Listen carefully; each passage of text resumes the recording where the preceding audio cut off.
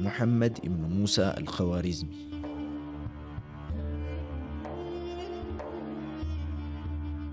አቡ ዓብደላህ ሙሐመድ ኢብኑ ሙሳ አልኸዋሪዝሚ በኸዋሪዝም ወይም ኼቫ ከአራል ባህር በስተደቡብ ነው የተወለደው። ስለ ልጅነት ሕይወቱ የሚታወቀውን ብዛም ነው። ወላጆቹ ከባግዳድ በስተደቡብ ወደሚገኙ አካባቢ መጥተው የሰፈሩት በስደት ሲሆን ትክክለኛ የተወለደበትም ሆነ የሞተበት ቀን አይታወቅም። ነገር ግን በባግዳድ በኸሊፋ አልማዕሙን ዘንድ እንደ አውሮፓውያን አቆጣጠር ከ813 እስከ 833 ባለው ጊዜ ውስጥ እንደኖረና ምናልባትም 840 አካባቢ እንደሞተ ይነገራል። አልኸዋሪዝሚ የሂሳብ ሰው፣ የሥነ ፈለክ ወይም አስትሮኖሚ ሊቅ እና አሳሽ ወይም ጂኦግራፈር ጭምር ነው። ምናልባትም በምድራችን ላይ ከኖሩት ታላላቅ የሂሳብ ሊቆች መካከል አንዱ ሳይሆን እንዳልቀረ ይገመታል።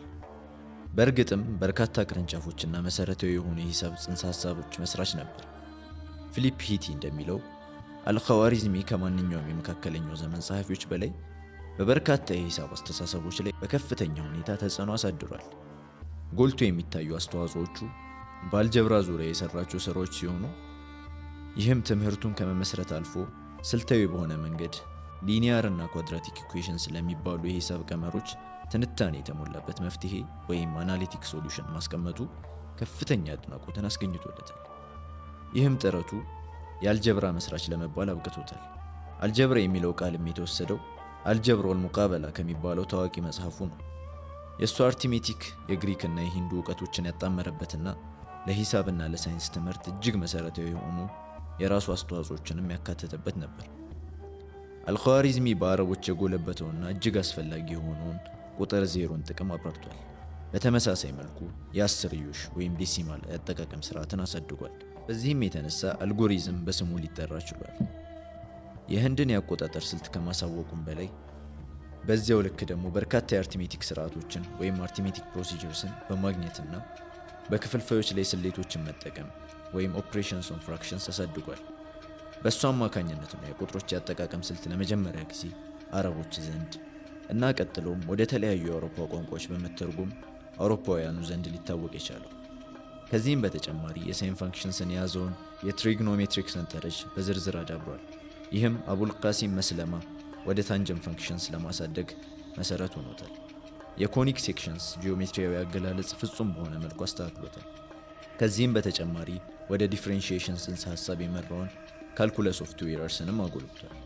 በኸሊፋው ማዕሙን አልረሺድ በታዘዘውና የመሬትን መጠንና ክብነትን ወይም ቮሊዩም ኤንድ ሰርከምፈረንስ ኦፍ ዘ እርዝ ለመለካት ዓላማ ባደረገው ሥራ ላይ ሚና እንደነበረው ተነግሯል። የእሱ ግኝት የሆነው የሥነ ከዋክብት ጥናት ሰንጠረዥ ለአስትሮኖሚ ሳይንስ ያበረከቱ አስተዋጽኦም ቀላል አይደለም። በዚሁ ዙሪያም መጽሐፍ ጽፏል። ኸዋሪዝሚ በመልክዓ ምድር ጥናት ዙሪያም ጉልህ ሚና ነበረው። በመልክዓ ምድር ጥናት ዙሪያ የፕሎቶሚን ሐሳብ በማሻሻል ብቻ ሳይወሰን በዝርዝርም ማስተካከያ ያደረገበት ሲሆን የራሱ ሥራ የሆነውን የዓለም ካርታ ጭምር አስተካክሏል።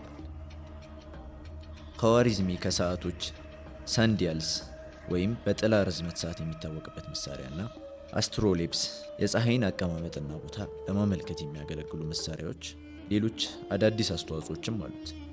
በ12ኛው መቶ ክፍለ ዘመን መባቻ አካባቢ በርካታ ስራዎቹ ወደ ላቲን ቋንቋ የተተረጎሙ ሲሆን በአርቲሜቲክ ዙሪያ የተጻፈው መጽሐፍ ኪታቡል ጀምዕ ወተፍሪቅ ቢልሂሳብ አልሂንዲ በአረብኛ የነበረው የጠፋ ሲሆን የላቲን ቅጂው ግን አለ።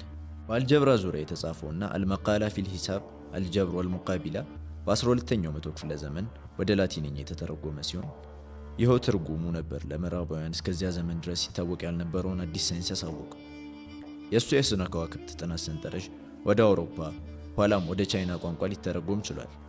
በመልክዓ ምድር ዙሪያ ስላዊ መግለጫ የታከለበትና ኪታብ ሱራት አልወርድ የሚለው ከካርታው ጋር ጭምር እንዲሁ ተተርጉሟል።